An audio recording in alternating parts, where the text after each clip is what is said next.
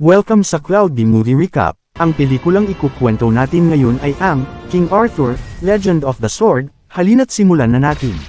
Nagsimula ang pelikula noong sinaunang panahon kung saan namumuhay ng mapayapa ang mga tao at mga salamangkero. Ngunit nagbago ang lahat nang lumitaw ang isang maitim na salamangkero na nagngangalang Morred. Pinangunahan niya ang libu-libong sundalong nakasakay sa malalaking elepante upang lusubin ang kaharian. Bukod sa mga elepante, ginamit din niya ang kanyang mahika upang talunin ang hukbo ng mga Pendragon. Habang papalapit ang hukbo ni Morred, nagpasya si Haring Uther Pendragon na harapin ito ng mag-isa gamit ang maalamat na espada na Excalibur. Sa pagkakataong iyon, nakiusap ang kanyang nakababatang kapatid na si Vortigern na sumuko na lamang siya, ngunit tumanggi si Uther dahil naniniwala siyang kaya niyang talunin si Morred gamit ang mahiwagang espada. Handa rin ang general ng Pendragon na samahan ng hari sa laban. Nang wasakin ng mga higanteng elepante ang tulay, mabilis na sumakay si Uther sa kanyang kabayo at tumalon sa likod ng isa sa mga ito. Umakyat siya hanggang sa tuktok at pinasok ang silid kung saan naroon si Morred. Hinugot niya ang Excalibur at sa isang malakas na hiwa lamang ay napatay niya si Morred. Kaagad na nawala ng kontrol ang mahika sa mga elepante at nagsimula silang magwala. Dahil dito, bumagsak at nalipol ang buong hukbo ni Morred. Sa kabila ng tagumpay na iyon, lihim na nagalit si Vortigern dahil nais niyang mamatay ang kanyang kapatid upang siya ang magmana ng kapangyarihan at trono.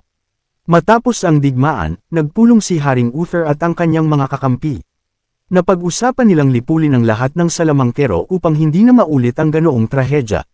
Ngunit tumutol si Bedivere. Ipinaalala niya na ang tagumpay ni Uther ay naging posible rin dahil sa isang salamangkero. Ang Excalibur ay ginawa mula sa tungkod ni Merlin at siya mismo ang lumikha nito. Ibig sabihin, gumamit din sila ng mahika upang talunin si Morred. Pagkatapos ng pulong, napansin ni Uther na kakaiba ang kilos ni Vortigern. Niyakap pa siya nito na tila malungkot. Nang gabing iyon, nabunyag ang katotohanan. Nagsagawa si Vortigern ng kudeta kasama ang kanyang mga tauhan at pinakilos ang libu-libong sundalo laban sa mga bantay ng kaharian. Nang malaman ito ni Uther, agad niyang isinama ang kanyang asawang si Igraine at ang kanilang anak na si Arthur papunta sa daungan upang makatakas. Samantala, dinala naman ni Vortigern ang kanyang asawa sa isang lihim na silid sa ilalim ng lupa kung saan nakatira ang isang nakakatakot na nilalang. Pagdating nila sa kuweba na puno ng tubig, niyakap niya ang kanyang asawa habang umiiyak. Pagkatapos ay isinakripisyo niya ito kapalit ng kapangyarihan ng Demon Knight. Samantala, nakarating na sina Igraine at Arthur sa daungan. Ngunit bago pa man makasakay si Igraine sa bangka, biglang lumitaw ang Demon Knight at pinatay siya. Pagkatapos nito, ipinakita ang isang maliit na bangkang inaanod ng tubig. Napadpad ito sa isang lungsod at natagpuan ng isang babaeng nagngangalang Lucy habang naglalaba. Nagulat siya nang makita ang batang si Arthur sa loob ng bangka. Dahil sa awa, dinala siya ni Lucy at ng kanyang mga kasama sa bahay aliwan at doon siya pinalaki. Habang lumilipas ang panahon, kinoronahan si Vortigern bilang bagong hari ng Pendragon. Lumaki si Arthur sa isang magaspang at mahirap na kapaligiran. Madalas siyang binubuli at nasasaksihan pa niya kung paano inaabuso si Lucy ng mga costumer. Sa kabila nito, naging matatag ang kanyang kalooban. Nag-ipon siya ng mga barya mula sa kanyang trabaho sa paglilinis sa isang dojo na pinamamahalaan ng isang verong nagngangalang George. Nang magbinata siya, tinanggap siya ni George bilang alagad. Kalaunan, naging mahusay na mandirigma si Arthur at wala ni isang nakakatalo sa kanya sa kanilang lungsod. Pagsapit ng kanyang pagtanda, nagsimula siyang magkaroon ng paulit-ulit na bangungot tungkol sa isang babaeng pinatay ng Demon Knight. Dahil napakabata pa niya noong mangyari iyon, hindi niya alam na ang babaeng nakikita niya sa kanyang panaginip ay ang sarili niyang ina. Isang araw, bigla na lamang natuyo ang ilog sa paligid ng kastilyo. Dahil dito, lumitaw ang Excalibur na nakabaon sa isang malaking bato. Ang nakapagtataka, kahit sino ang sumubok ay hindi ito mabunot. Dahil dito, inutusan ni Vortigern ang kanyang mga tauhan na tipunin ang mga kalalakihan mula sa iba't ibang bayan at lungsod upang subukan nilang bunutin ang espada. Pagkatapos nito, bumaba siya sa lihim na silid sa ilalim ng lupa upang kausapin muli ang nilalang. Ipinaliwanag nito na ang muling paglitaw ng Excalibur ay palatandaan na buhay pa ang tunay na tagapagmana ng kaharian Wosian ay Arthur. Natakot si Vortigern na baka bumalik si Arthur at agawin ang trono sa kanya. Kaya muli siyang humingi ng tulong sa nilalang. Ngunit kapalit nito ay isang napakahalagang sakripisyo Woyang ng sarili niyang anak na babae. Bukod pa rito, kailangan din niyang tapusin ang banal na tore upang makamit ang ganap na kapangyarihan. Samantala, katatapos lamang iligtas ni Arthur si Lucy mula sa isang grupo ng mga Vikings na nagbabalak na dukutin siya. Pagkalabas niya sa silid ni Lucy, biglang dumating ang hukbo ni Vortigern na kilala bilang mga Blacklegs. Pinamumunuan sila ni Jack. Naghahanap sila ng isang rebelde na nagtangkang sirain ang barkong may dalang mga bato para sa tore. Sa pagkakataong iyon, napansin ni Arthur ang isang kahinahinalang lalaki sa kanilang lugar. Agad niya itong hinuli at natuklasang ito pala si Bill, isang dating tauhan ni Haring Uther at ang mismong rebelde na kanilang hinahanap. Matapos mahuli si Bill, inimbestigahan ni Jack si Arthur at ang dalawa nitong kaibigan. Ang usapan ay nauwi sa pag-atake ni Arthur sa isang Viking na nagtangkang dukutin si Lucy. Ipinaliwanag ni Arthur na nilabag ng pinuno ng mga Viking na si Greybeard ang kanilang kasunduan dahil kinuha nito si Lucy nang hindi nagbabayad. Sinabi rin niya na pinahiya niya si Greybeard sa pamamagitan ng pagputol sa balbas nito at pagkuha ng pera nito. Hindi alam ni Arthur na ang grupong iyon ng mga Viking ay may ugnayan kay Vortigern at nasa ilalim ng proteksyon ng kaharian. Ibig sabihin, ang ginawa niya kay Greybeard ay maituturing na paghamon sa kapangyarihan ng hari. Bago umalis, binalaan siya ni Jack na paghandaan ang mga magiging kahihinatnan ng kanyang ginawa. Kinabukasan, pagkagising ni Arthur mula sa isang masamang panaginip, agad siyang binalaan ng kanyang mga kasama na paparating ang mga sundalo ni Jack upang arestuhin siya. Mabilis siyang tumakas sa bintana, ngunit pagtalon niya sa labas ay napalibutan na siya ng mga Blacklegs. Doon natuklasan ng isa sa mga sundalo na wala siyang marka, ibig sabihin ay hindi pa niya kailanman nasubukang bunutin ang Excalibur. Dahil dito, isinama siya sa lugar kung saan nakabaon ang espada kasama ng iba pang mga mamamayan. Pagdating doon, nakita niya ang maraming batang ginawang bihag. Naisip niya kung bakit sa dami ng taong sumubok ay wala pa ring nakabunot ng espada. Nang siya na ang sumubok, lumapit siya sa bato at sinunod ang mga utos ng sundalo kung paano hahawakan ang espada. Labis na ikinagulat ng lahat nang biglang magising ang kapangyarihan ng Excalibur at matagumpay itong nabunot ni Arthur. Mula sa malayo, naramdaman din ni Vortigern ang napakalakas na enerhiyang nagmula sa espada. Ngunit dahil sobra ang kapangyarihang sumanib kay Arthur, nawalan siya ng malay. Nagising siya kalaunan sa loob ng isang selda at nagulat nang makita si Haring Vortigern sa kanyang harapan. Ipinaliwanag ni Vortigern na siya ang anak ni Haring Uther at ang tunay na tagapagmana ng kaharian ng Pendragon.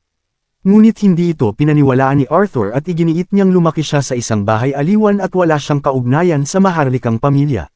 Gayunpaman, sigurado si Vortigern na anak nga siya ni Uther dahil ang Excalibur ay maaari lamang gamitin ng mga may dugong Pendragon. Bukod dito, iniimbestigahan na rin ni Vortigern ang mga ilegal na gawain ni Arthur sa bahay aliwan, kabilang ang mga lihim na transaksyon at ang pagtatago niya ng napakaraming barya sa isang tagong silid. Dahil mahigpit itong ipinagbabawal sa kaharian, ginamit ni Vortigern ang mga kasong ito upang hatulan siya ng kamatayan. Samantala, buhay pa pala si Bedivere at nagtatago sa isang kuweba. Isang babaeng salamangkero na nagsasabing siya ang sugo ni Merlin ang bumisita sa kanya. Hiniling nito na tulungan niyang iligtas si Arthur, ang tunay na tagapagmana ng Pendragon. Habang nagaganap ito, tinipon ni Vortigern ang kanyang mga nasasakupan upang saksihan ang pagbitay kay Arthur. Ngunit bago iyon, lalo niyang dinurog ang damdamin ni Arthur sa pamamagitan ng walang awang pagpatay kay Lucy sa mismong harapan nito. Pagkatapos ay dinala si Arthur sa harap ng madla upang pugutan ng ulo. Habang naghahanda ang Verdugo na isagawa ang pagbitay, agad na ginamit ng babaeng salamangkero ang kanyang kapangyarihan upang kontrolin ang isang agila at ipaatake ito sa Verdugo. Hindi lamang iyon, ginamit din niya ang kanyang mahika upang lituhin si Vortigern at pasukuan ng mga kabayo at mga aso upang magdulot ng kaguluhan. Sinamantala ng mga tauhan ni Bedivere ang pagkakataon upang palayain si Arthur. Nabawi rin nila ang Excalibur bago sila tumakas sa pamamagitan ng pagtalon sa ilog. Dinala si Arthur sa pinagtatagwan ni Bedivere. Pagdating doon, muli niyang nakasama ang mga taong nakatakas mula sa mga Blacklegs. Gayunpaman, patuloy pa rin niyang itinatanggi na siya ay inapo ng hari at ang tunay na tagapagmana ng trono. Nagalit si Bill sa mga sinabi ni Arthur at hinamon niya ito ng santukan. Habang naglalaban sila, aksidenteng nahawakan ni Arthur ang Excalibur gamit ang dalawang kamay. Kaagad na sumabog ang kapangyarihan ng espada at muli siyang nawalan ng malay. Habang walang malay si Arthur, gumamit ng mahika ang babaeng salamangkero upang alamin kung bakit siya palaging hinihimatay tuwing hinahawakan niya ang Excalibur. Matapos makita ang kanyang nakaraan, natuklasan niyang si Arthur mismo ang tumatanggi sa espada, hindi ang espada ang tumatanggi sa kanya. Upang tulungan siyang maging ganap na isa sa Excalibur, dinala siya ng babaeng salamangkero at ni Bedivere sa Dark Island, isang lugar na may malalim na koneksyon sa espada. Pagdating doon, pinapasok si Arthur sa isang kakaibang mundo kung saan kinailangan niyang harapin ang maraming pagsubok. Nakalaban niya ang mababanggas na halimaw at mga higanteng ahas. Matapos malampasan ang lahat ng pagsubok, tumakbo siya palayo sa isang grupo ng mga lobo at nagtungo sa isang batong tore. Doon niya inilagay ang espada sa altar, ang mismong lugar kung saan ito nilikha. Nang muli niya itong hawakan, tuluyan nang nagkaisa ang kanyang kapangyarihan at ang kapangyarihan ng Excalibur. Kasabay nito, nakita rin niya ang tunay na nangyari sa kanyang ama. Nalaman niyang ang Demon Knight na pumatay kay Uther ay si Vortigern mismo. Bago maaga ni Vortigern ang espada, itinapon ito ni Uther. Ngunit aksidente itong tumama sa kanyang katawan at agad siyang naging bato. Ito ang dahilan kung bakit natagpuan ang Excalibur na nakabaon sa bato. Pagbalik nila mula sa Dark Island, tinanong ni Arthur ang babaeng salamangkero tungkol sa pagkawalan ng mga salamangkero. Ipinaliwanag nito na pinatay sila ng hukbo ni Vortigern dahil matagal na itong naiinggit kay Haring Uther. Nalaman din ni Arthur na nakipagsabuatan noon si Vortigern kay Morred upang pabagsakin si Uther. Una nilang pinaslang ang hari ng mga salamangkero at ninakaw ang kanyang tungkod upang gamitin sa banal na tore at magpalayan ng madidilim na kapangyarihan. Ngunit nabawi ni Merlin ang tungkod, ginawa itong Excalibur, at winasak ang tore. Pagkatapos, ibinigay niya ang espada sa Lady of the Lake na nagbuklad nito sa dugong Pendragon. Dahil dito, si Arthur na ngayon ang tunay na may-ari ng Excalibur. Pagdating nila sa kuweba, muling nakasama ni Arthur ang kanyang mga malalapit na kaibigan. Ikinwento ng mga ito na winasak ng hukbo ni Vortigern ang kanilang lungsod at halos kalahati ng populasyon ang namatay. Dahil dito, nagpasya si Arthur na maghayganti kay Vortigern. Samantala, nakipagkita ang grupo ng mga Vikings na pinamumunuan ni Greybeard kay Vortigern upang pag-usapan ang negosyo. Sa pulong, inutusan ni Vortigern si Greybeard na maghanap ng 3,000 kabataan upang sanayin bilang mga sundalo. Napakahirap ng utos na iyon, ngunit wala siyang magawa kundi tanggapin ito. Makalipas ang ilang araw, dumating si Maggie, ang kinatawan ng mga mamamayan sa kaharian at lihim na kakampi ni Bedivere. Ipinabatid niya na makalipas ang 3 araw ay pupunta si Vortigern sa Londinium upang makipagpulong sa mga pinuno ng mga lalawigan. Dahil sa impormasyong ito, gumawa sila ng plano upang paslangin si Vortigern. Si Bill ang napiling bumaril sa kanya mula sa malayo. Dumating ang araw ng plano at pumwesto sina Arthur at Bedivere. Ngunit nalaman nilang alam na pala ni Vortigern ang kanilang balak. Nanatili lamang siya sa kanyang barko at nagpadala ng sundalong nagkunwaring siya upang makipagkita sa mga pinuno. Sa kabutihang palad, napansin ni Arthur na isa itong patibong bago pa makabaril si Bill. Ngunit huli na ang lahat dahil nagpaputok pa rin si Bill. Tinamaan niya ang kanang kamay ni Vortigern na si Mia at ilang sundalo. Dahil dito, agad silang nabunyag at nagsimula ang matinding habulan. Habang tumatakas, kinailangan nilang makipaglaban sa maraming sundalo. Nasaksak si Baklak sa tiyan at sinabi niyang mauna na ang iba habang hahabol na lamang siya mamaya. Habang tumatakas naman, nasugatan din ng malubha si Rubio. Dahil dito, dinala sila ni Arthur sa dojo ni Master George. Habang umaakyat sila sa pader, isinakripisyo ni Rubio ang sarili upang harangin ang mga sundalo. Pagdating sa dojo, sinabi ni Arthur sa lahat na dumaan sa lihim na lagusan ng imburnal. Ngunit tumanggi sila dahil nais nilang manatili at ipagtanggol siya. Hindi nagtagal, sinalakay ng mga sundalo ang kanilang pinagtatagwan at sumiklab ang madugong labanan. Nang makita ni Arthur na isa-isang namamatay ang kanyang mga kasama, napilitan siyang gamitin ang buong kapangyarihan ng Excalibur. Sa loob lamang ng ilang sandali, natalo niya ang lahat ng kalaban. Matapos iyon, nagtungo sila sa daungan upang lumikas palabas ng lungsod. Ngunit napansin ni Blue na hindi pa bumabalik ang kanyang ama. Bumalik siya sa dating pinanggalingan at natagpuan ang kanyang ama na malubhang sugatan. Dinala niya ito sa isang abandonadong bahay na dati nilang tagwan. Habang naghahanda silang umalis, hindi na kinaya ni Baklak ang kanyang mga sugat. Nakiusap siyang tumakas na sila at isama si Blue. Wala nang nagawa si Arthur kundi sumunod. Hindi nagtagal, natagpuan ni Vortigern si Backlack at pinilit itong sabihin kung saan tumakas si Arthur. Kasabay nito, hindi malinaw kung bakit ngunit bumalik muli si Blue. Sa kabutihang palad, dumating si Arthur sa tamang oras at tinutukan ng espada ang bagong kanang kamay ni Vortigern na si Mercia upang iligtas si Backlack. Ngunit walang awa pa ring pinatay ni Vortigern si Backlack. Agad na kinuha ni Arthur si Blue at tumakas sakay ng bangka, iniwan ang lungsod na unti-unti nang nalulugmok. Kinabukasan, nalaman nilang, buhay pa pala si Rubio. Gayunpaman, bihag siya ni Vortigern at pinahihirapan upang ibunyag ang lokasyon ng kampo ni Bedivere.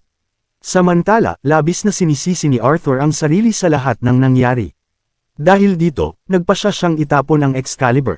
Ngunit habang ginagawa niya ito, nahulog siya sa putikan at hinayla pababa ng Lady of the Lake.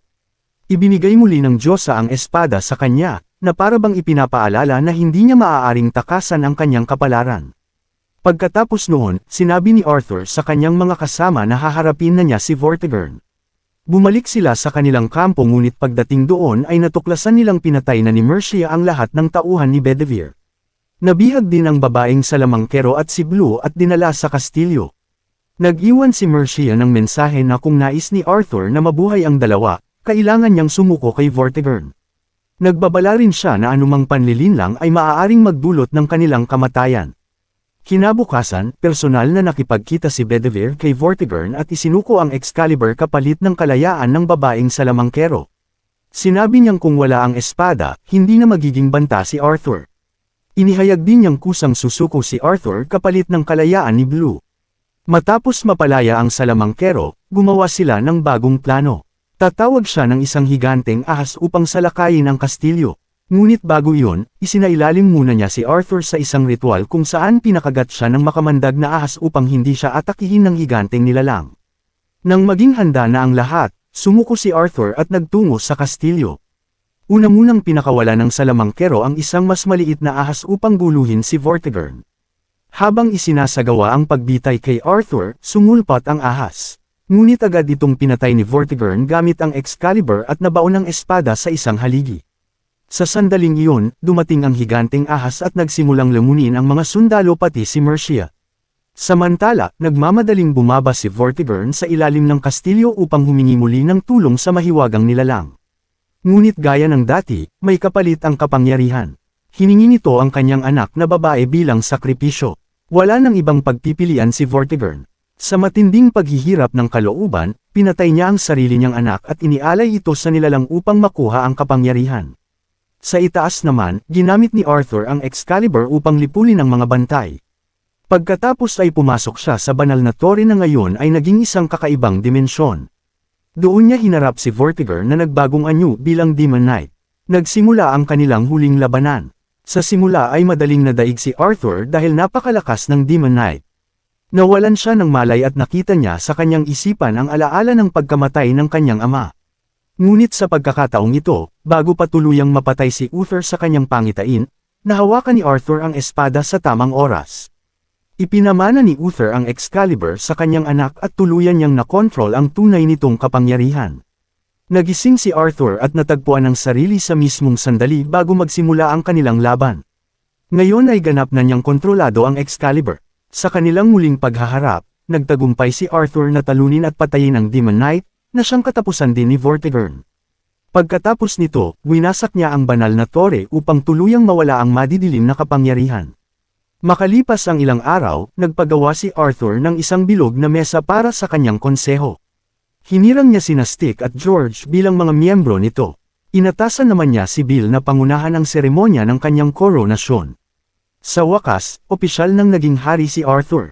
Pagkaraan ng kanyang pagluklok sa trono, dumating si Greybeard. Upang kunin ang 3,000 bata na ipinangako noon ni Vortigern. Ngunit dahil si Arthur na ang bagong hari, pinaupo niya si Greybeard upang sabay silang kumain at pinayuhan itong kalimutan na ang malupit na kasunduang iyon. Nagtapos ang pelikula sa larawan ni Arthur bilang isang dakilang hari na minahal at iginalang ng buong kaharian.